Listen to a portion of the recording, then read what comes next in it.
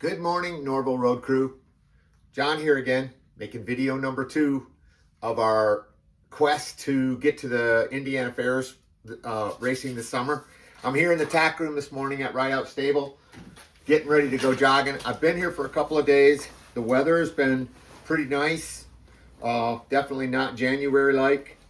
I wanted to take this time to thank everybody who watched the first video. I'm absolutely amazed at how many people watched it, so thank you very much. And we want to make these videos authentic and fun and educational if we can. So a couple of really good comments from the first video, and I want to try and maybe take care of those today. One of the comments was, introduce us to the rest of the folks who live in the barn. So we've got, you know, the several 20-something racehorses that stay here. We've got a couple of riding horses that Julie rides in the summer, and so I'll introduce you to Cheyenne and Cheyenne's partner that goes out with her pretty much every day. We got a couple kitties that live here in the tack room that are cutie pies. I'll introduce you to them here in just a second. And then of course we got the dogs, Luna and Solar, who are out in the barn area. They're a handful and they're all over the farm, so they're fun. And so I'll introduce you to them. And then we want to take a second also talk about the other fellows who work here on the farm. We got Dan, who comes in the winter and helps train every day all winter long. Has a summer job that he does on the side. Oh, well, actually his real job. This is kind of his side job. So I'll introduce you to Dan, hopefully today, or maybe I won't get to Dan today. He may have the day off. Ronnie's here today. Ronnie has a regular job that he works 4 days a week, basically I think 4 10s, and comes on the weekend and works for Jewel and Doug here training horses. I think he does it pretty much all year. So I'll introduce you to Ronnie. Last week we met, or last video we met Efren and Milo, the two fellows that pretty much do everything in the barn. And Ronnie comes, helps hook horses, jogs, trains. Danny hooks horses, jogs, trains. And then, of course, we're going to try and meet Clint. Clint is Julie and Doug's training assistant, or if you will, a second driver, or I really don't know what title he has, but he's a jack of all trades. He does everything. He goes to the races when Doug can't. And there's an excellent article about Clint in, I think it's the November issue of Hoofbeats magazine. I'll try and put a link to that here somewhere, wherever links go when you make these things. Again, I'm learning, so I'll do the best I can. I'll try and get linked up to the electronic version of that article if there is one. But it's very good article about Clint. And so if we don't have any luck getting him on camera or getting a good interview from him, hopefully you'll get a chance to read that article. What else are we going to do? A couple of other things that I want to talk about. Like I mentioned, we got some really good comments from video number 1. And so we're going to try and do some of those things in the future. And that's kind of what this video is. I mean, we'll show you some jogging. We'll go see the horses in the barn. And we'll do, you know, our colts. Obviously, we want to show you our colts because that's the whole idea. But again, I'm here helping and we're doing all the colts. So it's kind of just a barn load of horses. But coming up in the future, there's a few things that I want to do. Really good comments in the video were, talk a little bit about the colt breeding. What are these colts? And, you know, what is their breeding background? What is their pedigree? So we'll do that in a portion of, not this video, but maybe an upcoming video. Another really good comment was, talk about the Indiana staking process. What does it mean? What is Indiana colt stakes? What does that even mean? What is staking a horse? You know, what is all the process go into to get it to become a part of that project? So we'll talk about that in a video. And I had lunch yesterday with Dr. Allen, one of Julie's owners. Very nice gentleman, also a breeder in Indiana. So he's got a very good insight on the whole staking process, what goes on, what takes place, what fees have to be paid, all that stuff. So a future video will include Dr. Allen and his wife, very nice folks, and we'll learn a lot from them. What else? Did a little work on the track Wednesday or maybe Thursday when I got here. So that's another thing I want to talk about, is the track that we jog on. And You know, back in the day, when I was 8 or 10 years old, I helped Dad build our first track. And so that was quite a process. And, you know, from a 10-year-old kid's perspective, through my civil engineering career to today, I have a very good love of the whole track concept, of what it takes to build the track, what it takes to maintain the track, what you're looking for, you know, with the surface of the track, and so that kind of stuff. So we'll do a piece of a video on that, and we'll just have some fun. And then you'll get an idea when you go to the races. You know, you'll know what you're looking at. Or is it raining? Is it going to be muddy? Why do some thoroughbreds race on turf and standard breds never do? So that's going to be fun. And then, of course, the breeding. We'll talk a little bit about the breeding. Julie had the new Indiana Sire book.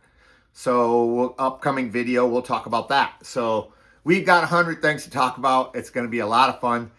And we'll get started here. Today's video. The weather's pretty nice out. Shouldn't be raining today. In the 40s, so no snow on the track anymore or on the grounds. And so we'll go have fun. So hope you enjoy it. So here we are, still in the tack room, getting ready to go out and go to work. Here's one of the kitties over here having some breakfast. This is Mr. Biggie. He's a boy kitty. He's a nice, friendly guy. He's got a big old long hair. Oh, look at that. Yeah. He loves to get rubbed, and he comes and goes under your legs, and he bothers you when you're doing stuff in here. He's just a good boy. Yes. And then over here is the other one. Kind of looks just like him. Where are you at, girl? There you are. Yes, there you are. Just a little blondie girl. Here, come here and see me. Yeah, come here and see me. There you go. Yeah, she's actually she's about kitten size. You can see she's not really very big next to my hand, but Julie says she's 13 years old. So, yeah, look at her. She's a lover girl. She's a lover girl. Yes, she comes up behind you, and she likes to snuggle. She likes to sit on my clothes after I take my jogging clothes off, because they're all warm inside, and she finds a good warm place to sit and snuggle. So she's a good kitty. So these are the two that live in the tack room here. And, you know, this is just a typical tack room. It's where all the towels go. It's where the jog cart stuff goes, and the blankets and the gear that we wear out on the track. And then, you know, there's some sulky wheels over there getting maintained, bearings changed on. There's the dryer, and of course the kitties, water dish there. And this is where they live. They keep track of things and keep the mice out, that's their job. Okay, here's the barn dogs. Here's Luna. Yeah, here's old Luna. She's a sweetheart. Yep, she's an old girl. Actually, they're not that old. I only think they're a couple of years old. But if I remember correctly, Julie told me she got hurt doing something when she was just a puppy. So she's put on weight. She'll go about 1 lap around the track with me when I'm walking, and that's about it. And then I think this is her brother here. He's a pain in the rear end. He's always up in your face. Got to have a toy in his mouth. Got to have a toy, don't you? Yeah. He's running around. They're the same age, but they're the barn dogs. So that's Luna and that's Solar. And they're always underfoot here and getting in trouble. They're fun. So here we are outside the barn. Just wanted to show you, talking about the track earlier. Yesterday, Doug got a load of dirt delivered. So that's an ongoing process. And we had a water hole here yesterday that he used a little Bobcat, filled in. So that looks pretty good. But we still got a ton of work to do on the track. So we'll do that. Of course, there's Solar over there. He never chases the truck when they're trucking horses, but he always chases the drag when she's dragging the track. So why he does that, I don't know. But there's Julie trucking some horses. That's a process here that gets the horses used to the starting gate or in the racing, and is a way to exercise them without, you know, having to jog them one at a time. She can do 2 or sometimes even 3 at a time. As we come over here, we've got Cheyenne, and I think Cheyenne and Nevada here. These are Julie's riding horses. So they're out here for the day. They come out, and you can see we've had some rain. It's a little wet, but they come out and eat their grass and get some sunshine and enjoy their day. And then every night they get put back in the stall. So that's the riding horses. So here we are over here at the jog carts, getting ready to get some jogging done. And one of the hardest things for me when I'm out on the track jogging is remembering which lap I'm on, because we go 7 laps right now. Later on in the year, we'll probably go up to 8 laps, maybe around 3.5, 4 miles. So I've devised a device here that these are just basically zip ties. And as I go by the barn one time, I'm gonna reach up here and slide one of these across and go, oh, there's lap number 1. And then as I come by again, you know, as I come by the barn, it's always when I come by the barn, I'm thinking, okay, what lap am I on? So maybe this will help me remember. I can slide that one over and go to lap number 2. So that's my lap counting contraption. We'll see if it works. So last video we made, we met Efren and Milo, and this morning we're going to interrupt Ron here in his work, getting one of the colts ready to go out jogging. At least I'm working. Yeah, at least he's working. That was a joke last week's video with it seems like we caught Dan every time standing around doing nothing. So this is Ron. Ron takes care of the colts here in the barn, gets pretty much everything ready. Get over here where we can see him. There he is. Hey. Morning, Ron. Morning. So you've been helping Jewel for a good number of years. How long would you say? I started my spring break in my high school year, In my senior year, and that was in 07. 07. Yeah. So wow, you're coming up on, you're coming up on 10 years. So off and on, all the way through college. Yeah. I was here and helped them go to the track, everything, fairs. Yep. And then kind of went into the world and had some different jobs and whatever. Now I'm at a factory where I can come help back on the weekends. I've been doing that for a few years. So your factory job is 4 days a week, so you Yes. do 410s, and then Yep. you have Friday off, and so Right. you come on the Yep. weekends. Mhm. Excellent, Yep. Yep. excellent. Great. Well, cool. Well, this is Ron, and we'll see if we can have any luck rounding up Clint here one of these times. And Dan's actually got the day off. It is hard catching him working, so he's got the day off today. So I guess that fits right in.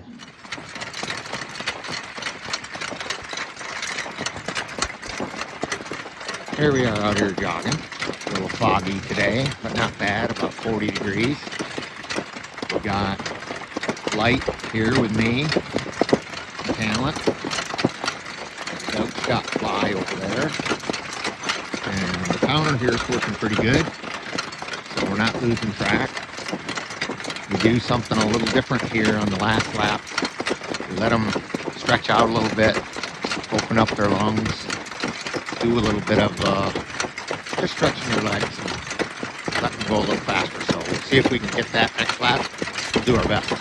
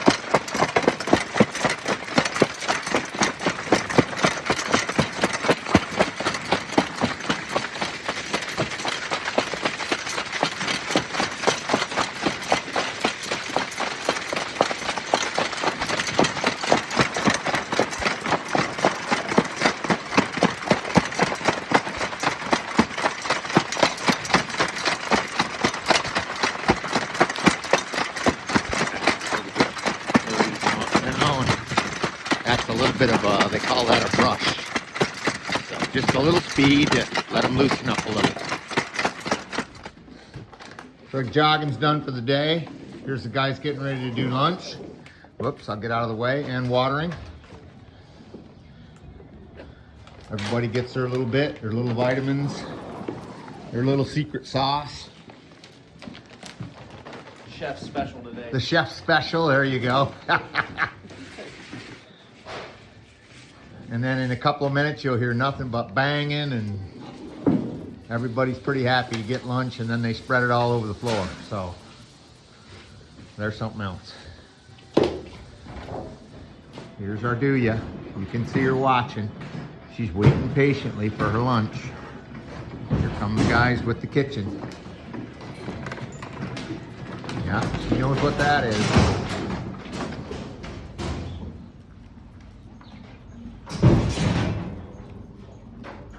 Of course, now that I turned the video on, he won't do it. He was just banging his bucket around, acting like a fool. That's Fly. Of course, as soon as I turn the camera away, he'll probably do it. You can hear him down there. There he goes. Yep, he just banged it around. Somebody behind me banging their bucket around. Here's one.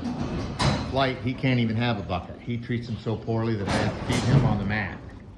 So, they're all different. Here we are with one of the other last steps of the day. Track gets dragged off and smoothed all down. It's beautiful.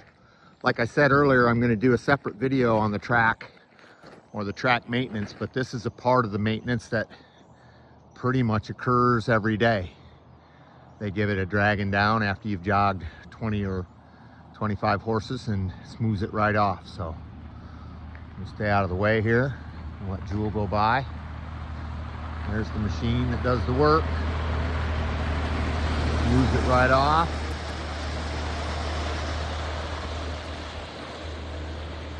It's a beautiful facility they've got here, but you don't have anything unless you take care of it, and this whole team does everything they can to take care of this place. It's quite remarkable. So another one of the gentlemen here that work at Julie's, and I'm not going to say work at Julie's, I'm going to say this guy is key here because he's the backup driver. You did really well last year in the fairs. Yep, So yep. you finished what? I finished second behind Doug again. There you again. Again. So that you got your goal is to switch that around, right? Last year we tied, and then this year he beat me pretty good. Yeah. So- Well, I read the article in Hoofbeats magazine, and I've talked about it on the video already. So I'm going to try and get a link for everybody, Right. for the whole crew to be able to read that. 'Cause that's a fabulous article. Yeah. So you've been in this for your family's been in this 3 or 4 generations? I'll be the 4th generation. You're the 4th generation, so. I'm the only one that's trying to make a career out of it. Yeah. To them, it was just something they did after work. They enjoyed it. They didn't care if they made any money, and I got a lot of my dad in me, so it's got to businessly make sense. So. Yep. And I think you got a super good career ahead of you. So. I hope. Yeah, I think you do. And as a great article, and I think you're on a great team here. Yes. And so Yes. we're going to do everything we can to support you. And Yep. So that's really cool. So Clint, thanks for taking a minute Thank you. to talk to Thank me, you. and we'll look for us on the video. Yep. All right, so I rounded up Dan here finally. We took time to get away from the other guys, get here in the break room. So this is Dan. Hey. Dan's the last gentleman that we've got working here at the farm, pretty much. I mean, you do full-time in the winter. Yeah, I'm full-time just in the winter time. I work at a landscape company during the summer, so I'm like here and there during the summer, not very often. Do you ever do the races in the summer? I've not a ton because I got my own horses that I do things with. Talk They're all about racing that a now. minute, Dan. I think that's Yeah. really interesting. Yeah, so I mean, I've helped Doug and Julie in the summer years ago, and then I just do the winter thing now. And then I have quarter horses of my own, so my wife and I barrel race, and our daughter as well.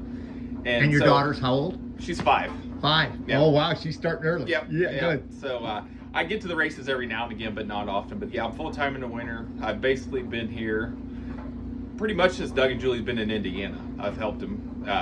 So Wow. I think it's 02 or 03, basically whenever I started it. Yep. So been around for a while. That's great. Yeah. Great. Yeah, that's great. Well, Dan's the guy who keeps an eye on me since I'm the new guy here, and I went out of the barn with one today about halfway harnessed. So, you know, it happens to the best of us. Happens, And so, yeah. So, but Dan's a good egg, and he's the rest of the team here, and I just wanted everybody to meet him. So, thanks, Dan, Yep, for no appreciate problem. it. All right. So, a quick summary of the video that we just did. Spent the last week, or approximately a week, up at the farm. Back here at home now in Florida. So brought some cold weather with me. It's going to get cold this weekend, but that's okay. Got some good racing to do, so I'm looking forward to that. I really want to take just a couple minutes to kind of summarize what we do, what we're doing here, and what we did on this video, and what we've got upcoming, because that's kind of the justification of this video, is kind of, not to use the word tease, but to tell y'all what we're trying to do in the future. First of all, I want to say a very big thank you to Dr. Allen for lending me his GoPro. He had a GoPro handheld unit that like to hold the GoPro with, another unit that goes around your head and puts the camera up here on top. So that's going to be really cool on the jog carts. I'm really looking forward to learning how to use that, get that set up right. And I got to get it where I can turn it on and off with my iPhone, which I know I can do. I just got to work on that and get it done. So a couple more items that are upcoming. Number one, Dr. Gilbert, the veterinary, the farm veterinary, was out at the farm this week. I was really hoping to get him on video, but I got sidetracked helping Willie shoe Mr. Storm, who doesn't like to be shod, but he needs to be held, and so I got sidetracked. But Doc Gilbert was there doing vaccinations for all the colts. It's something he has to come to the farm to do because they have to, that and the Coggins test, I think they have to document it. And of course there's 20-something horses to do, so it's much better for him to just come to the farm and do them all. And I did want to get him on video, and he was okay with that, being on the video, and the girls that help him, but I didn't get a chance. So hopefully we'll get a chance to go over to his facility, which is in Ohio, maybe half an hour away. It's a very nice facility. And if Doug and I happen to get a chance to take a couple colts over, maybe we'll get to talk to the doc then. Another thing upcoming this week that I wasn't able to get was the dentist is coming. So, you know, these are 2-year-olds. They're just babies. And so their teeth are growing in. And they push caps off and their teeth get sharp. And, you know, they're all the time teething, for lack of a better term. And so you can see it when they're out on the track. And so the dentist is coming. Jula said she's going to get some video of the dentist. She says she's not going to talk on the video. But maybe we can get the dentist to explain what he's doing, what he has to do as far as filing on their teeth, you know, what happens as their teeth come in and the caps get pushed off. And Doug had one colt, I think it was Fly or Flight, that he was putting the tongue tie on the other day, and he had a cut on his tongue about that long. So their teeth do get really sharp, and so they have to file them. And so that's going to be kind of a cool thing. Hopefully we'll get that in an upcoming video. And then I'll get to learn to do it. If Julie doesn't say anything, then I'll maybe get to learn to do a voiceover. So you can tell I love to talk on the videos. So anyway, those are upcoming things. I want to thank everybody again for watching the videos. I think we're having fun. We'll keep this up, and we'll look forward to seeing you hopefully at the farm one day, and if not at the farm, at the races. We'll see you.